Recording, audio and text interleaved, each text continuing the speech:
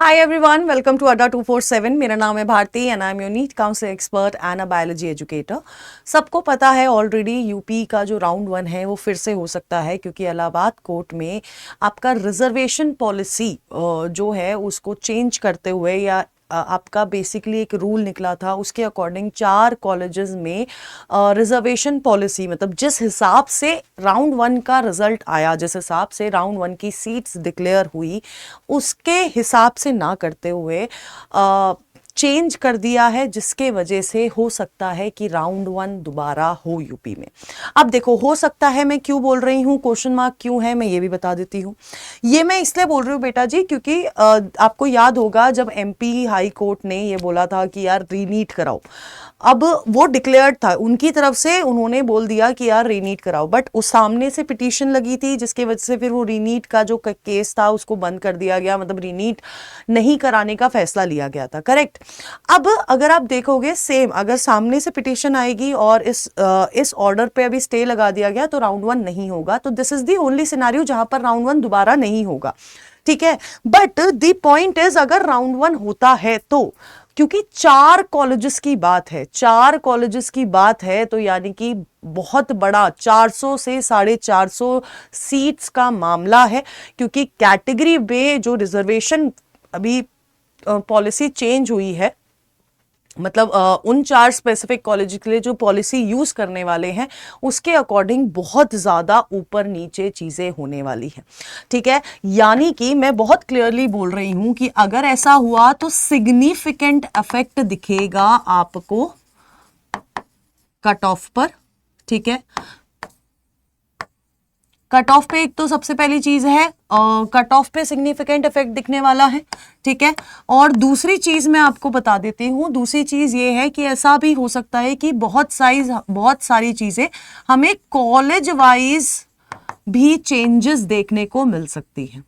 ठीक है, अब पॉइंट ये है बेटा जी कि जब हम लोग राउंड 1 की बात कर रहे हैं तो तुम्हें बहुत सारे बच्चों को ये डाउट था, क्योंकि टेलीग्राम पे मैं देख रही थी देवर स्टूडेंट्स आस्किंग कि मैम इन्हीं चारों का होगा या सबका होगा। देखो, इन्हीं चारों का स्पेसिफिकली नहीं हो सकता है, मैं आपको बहुत क्लियरली बोल रही हूँ। मतलब आप सोचो ना कि इन 4 कॉलेज 400 450 सीट्स की हम बात कर रहे हैं, और अगर मैं इतने नंबर ऑफ सीट्स की बात कर रही हूँ तो उतने नंबर ऑफ स्टूडेंट्स भी हैं, 400 से 450 स्टूडेंट्स की हम लोग बात कर रहे हैं। और ऐसा भी होगा क्योंकि अब जनरल कैटेगरी के हिस्से में कम सीट है, एससी कैटेगरी के हिस्से में ज्यादा नंबर ऑफ सीट्स हैं, तो वो बिल्कुल चेंज हो गया है। अब जब वो बिल्कुल उल्टा हो गया है, बिल्कुल चेंज हो गया है, जिसके वजह से there will be difference in the college allotment. तो सिर्फ इन 4 कॉलेजेस का तो अलग से नहीं होने वाला राउंड 1। ऐसा नहीं होगा कि इन 4 कॉलेज के बच्चों को बोलेंगे कि यार तुम लोग का राउंड 1 दोबारा करा लेते हैं, ऐसा नहीं होने वाला है फॉर श्योर। अब आप बोलोगे कि मैम ये तो चारों गवर्नमेंट कॉलेज है, बिल्कुल सही है, गवर्नमेंट कॉलेज है। तो मैम चारों गवर्नमेंट कॉलेज का मतलब ऑल गवर्नमेंट कॉलेजेस का करवा देते हैं, है ना? तो बेटा ऐसा भी पॉसिबल नहीं है, क्योंकि कट ऑफ में, गवर्नमेंट कॉलेजेस की कट ऑफ में अगर चेंज होगा तो ये कहीं ना कहीं आगे जाके लिंक होता है आपके प्राइवेट कॉलेजेस से, तो प्राइवेट कॉलेजेस की कट ऑफ में भी चेंज होगा। क्योंकि अगर मैं बोल रही हूं कि जनरल कैटेगरी के स्टूडेंट्स की अब नंबर ऑफ सीट्स कम है, यानी कि अब आपकी कट ऑफ क्या हो जाएगी, बढ़ जाएगी, है ना? अब अगर जनरल वाला बच्चा यहां पर कट ऑफ उसकी गवर्नमेंट कॉलेज में बढ़ गई है, इंक्रीज हो गई है, इन्फ्लेट हो जाएगी, इसका मतलब है कि कहीं ना कहीं अब ये जो अच्छी रैंक वाले बच्चे जिनको शायद पहले सीट अलॉट हो गई होगी, अब सीट अलॉट गवर्नमेंट में नहीं होगी, then they will move towards the private colleges, है ना? अब अगर हमने सिर्फ गवर्नमेंट कॉलेज की ही दोबारा राउंड 1 की काउंसलिंग कराती है अगर यूपी, तो आप ये सोचने वाली बात है कि यार ये जो स्लॉट है जिनको पहले गवर्नमेंट अलॉट हो गया था, अब इनके पास ये ऑप्शन भी नहीं है कि ये अच्छे प्राइवेट कॉलेजेस यूपी में ले सके। आप सोचो, है ना? तो there will be the difference, अब इनके पास ये वाला स्लॉट बचेगा ही नहीं। तो ये फिर इन वाले बच्चों के लिए, चाहे वो किसी भी कैटेगरी का बच्चा हो यार, इन बच्चों के लिए तो खराब हो जाएगी चीजें। तो अब अगर काउंसलिंग होगी बेटा जी तो वो सारे कॉलेजेस की होने वाली है। ठीक है, अगर होगी तो, मैं अभी भी बहुत बोल रही हूँ, अभी अगर होगी तो there is no notification from UP, अभी तक कोई ऐसा नोटिफिकेशन नहीं आया है कि हम लोग दोबारा करा रहे हैं, राउंड 2 से रिलेटेड कुछ भी नहीं आया है। सो अभी थोड़ा सा आप लोगों को वेट करना पड़ेगा।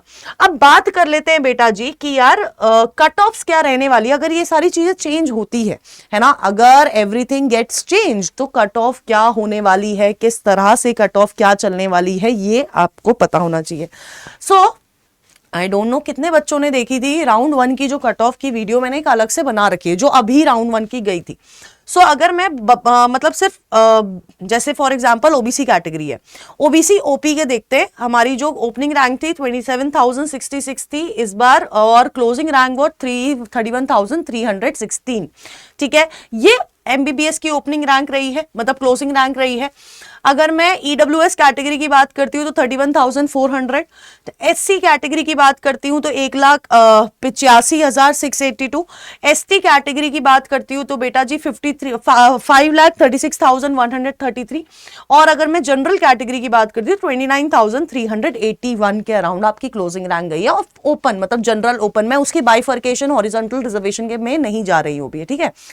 बट अगर मैं बात कर रही हूं बेटा जी कि अगर जनरल कैटेगरी कट ऑफ, अगर ये 4 कॉलेजेस में ऐसा हुआ तो there will be a difference. ये जो 29,381 दिख रहा है, ये हो सकता, इसका जो एक्सपेक्टेड जाएगा ना, ये 28,000 मतलब 1,000 का गैप आपको दिख जाएगा, मैं आपको बता रही हूं, ठीक है। सिमिलरली एसटी कैटेगरी में 5,36,000 है, तो ये इस पे इतना ज्यादा डिफरेंस नहीं पड़ने वाला है। एससी कैटेगरी अगर ये क्लोज हुई थी 1,85,000 पर, तो ये 1,86,000 1,87,000 तक पहुंचने वाली है। एंड अगर मैं ईडब्ल्यूएस कैटेगरी की बात करती हूं 31,400 से लेकर बेटा ये 30,000 पे आ जाएगी, और यहां पर 31,316 है, तो बेटा जी ये 29,000 के अराउंड आ जाएगी ओबीसी कैटेगरी, ठीक है। So yes there will be significant change, यहां पर भी दिखाई देगा। एंड अगर मैं आपको बोल रही हूं बेटा जी, आपको कैटेगरी वाइज मतलब कॉलेज वाइज कट ऑफ भी, आपके कॉलेज वाइज भी बहुत सारे डिफरेंस आपको देखने पड़ेंगे। एंड इन पर्टिकुलरली ये उन क्या कहते हैं, उन 4 कॉलेजेस में आपको काफी सारे डिफरेंस देखने वाले मिलने वाले हैं। सो मैं आपको बोलूंगी बेटा जी कि अगर राउंड 1 दोबारा होता है, please there will be some changes, क्योंकि अब अगर वो पर्टिकुलर 4 कॉलेज की है तो यार अगर जनरल कैटेगरी वाले स्टूडेंट का वहां पर सीट का नंबर कम है तो देयर विल भी change in the preference list, है ना। कुछ तो हमें चेंज करना पड़ेगा कि हमें अगर इस पहले वाले राउंड में सीट मिली है तो अब अगर दोबारा राउंड 1 हो तो हमें सीट मिल जाए। और अगर मुझे सीट नहीं मिली थी, मेरी कोशिश ये होनी चाहिए थी कि इस बार मिल जाए, है ना। तो हमें अपनी प्रेफरेंस लिस्ट बहुत ध्यान से बनानी पड़ेगी in this case, and you have to stay updated, क्योंकि इस बार काउंसलिंग कहीं किसी स्टेट में काउंसलिंग रुक जा रही है, किसी स्टेट में एक्सटेंड हो रही है, तो इस बार बहुत ज्यादा कबाड़ा कर दिया है, मैं बहुत क्लियरली बोल रही हूं, ठीक है। तो प्लीज एक्टिव रहिए थोड़ा सा, अपने जिस भी स्टेट की काउंसलिंग आप करा रहे हैं, एमसीसी करा रहे हैं, ट्रिपल-सी की करा रही है, जिसकी भी काउंसलिंग करा रहे हैं, आई वुड लाइक कि यार तुम लोग प्लीज थोड़ा सा एक्टिव रहिए, उनकी वेबसाइट चेक करते रहिए, stay active on this Telegram channel.